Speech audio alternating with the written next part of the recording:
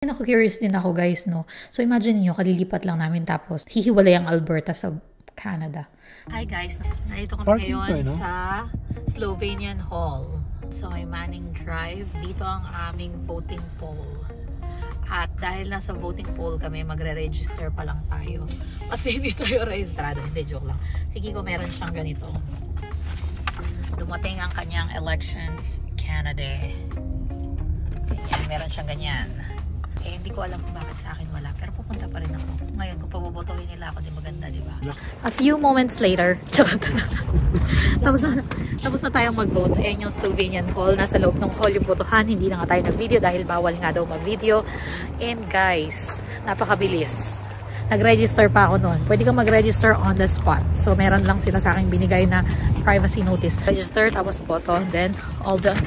Ang binoto namin guys ngayon ay ang MP. Hello everyone, this is me again, Joy Fajardo. Na-miss nyo ba ang ating mga sit-down vlogs? Ayan.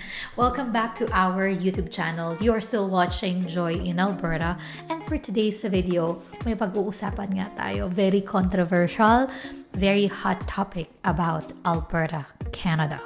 Kung kayo po ay bago sa aming channel, please don't forget to like, subscribe, at i-share nyo na rin itong video na ito sa inyong mga friends, relatives, at sa lahat ng mga kakilala nyo para makapag-spread tayo ng good vibes and positivity. Ayan, so kami nga pong mag-asawa kasama ang aming 1-year-old baby ay nag-move dito sa Alberta, Canada, originally from Prince Edward Island. Basically, we're from the Philippines. So, Philippines, Singapore, PEI, and then dito nga kami sa Alberta. Wala pa ang isang taon guys since nung kami ay lumipat dito, pero nung paglipat namin citizens na kami, nakapagboto na rin tayo recently dun sa ginanap na election. I think that was 2 weeks ago nung nagboto tayo. And after lahat ng nangyaring botohan, merong nag-send sa amin na it is called Alberta Prosperity Project. So ano yung sabi dito? Register your intent to submit yes, supporting a referendum for Alberta sovereignty.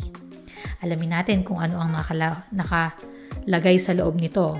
And so far guys, as of today is Monday, May 5, nakalagay dito ay there are already 145,523 registers. Hindi ko alam kung accurate to guys Sabi dito, Albertans, register your intent to sign yes, supporting a referendum for Alberta sovereignty using the form below. Sabi doon, note, validation for the repetition to force the referendum requires that all fields must be filled out, including your postal code, which confirms that you are a resident of Alberta. Rationale for a referendum on Alberta sovereignty.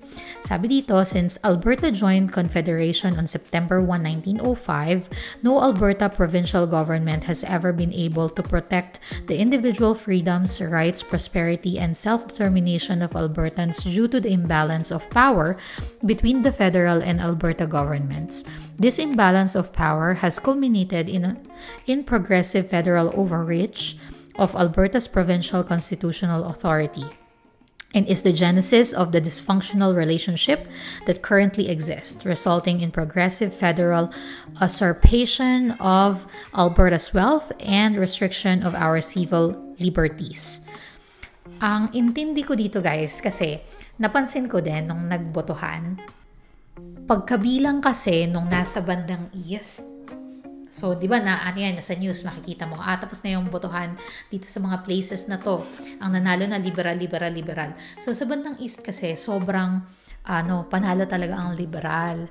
So, nakita mo sa map, namumula siya kasi pula ang liberal. And then, hindi pa tapos bilangin yung sa west side, including Alberta, tapos na yung botohan kasi nakakuha na sila ng 100 plus na MPs, ganon. So, ang intindi ko dito is, kaya sinasabi nila imbalance of power between the federal and Alberta governments is parang walang nauupo na nagre-represent sa Alberta, sa federal. Kasi nga, itong side ng west ay conservative naman sila. So, kung makikita nyo sa map, halos lahat ng dito sa Alberta, ang manalo naman ay conservative. So, parang hindi naririnig yung boses ng West because ang dami nung nasa East na alam mo yun, mananalo na lahat. Yun nga, yung sabi ko earlier na hindi pa tapos ang botohan sa West, alam na ang mauupong PM ay galing sa Liberal because nakakuha na sila ng enough votes para sa kanila na yung maging seat for the Prime Minister. So yun yung intindi ko. Next is purpose of referendum. The purpose of the referendum on Alberta's sovereignty is to empower the provincial government to negotiate new terms for Alberta's relationship within or without Canada. So, hindi naman pala to hihiwalay kasi yun yung una kong narinig. Sabi niya, pumirma kayo para hihiwalay. Hindi naman pala hihiwalay. So, lagay lang dito is to negotiate new terms for Alberta's relationship within or without Canada. There is a chance, baka gusto nga nilang humiwalay, pero basahin natin. Let's continue. Process to initiate a referendum. The Citizen Initiative Act requires 177,000 signatures. We are aiming for much higher collected within 90 days to initiate a referendum on Alberta's independence. Given the difficulty of collecting well over 177,000 signatories to a petition within 120 days, the simple solution is having more than 400,000 Albertans registered for the petition. The plan, once we have over 177,000 Albertans who support Alberta's sovereignty and are registered for the petition, we will then present the petition to Elections Alberta for approval. Once approved, canvassers will facilitate the collection of signatures for the petition within the required 120-day timeline. By registering your intention to vote in favor of initiating a referendum on Alberta's sovereignty, we can ensure that the provincial government will restructure Alberta's relationship within or without Canada.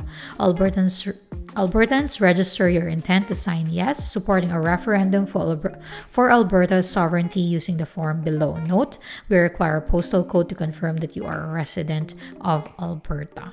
Ang sa akin lang, hindi pa kami ganun ka-familiar sa landscape ng Alberta.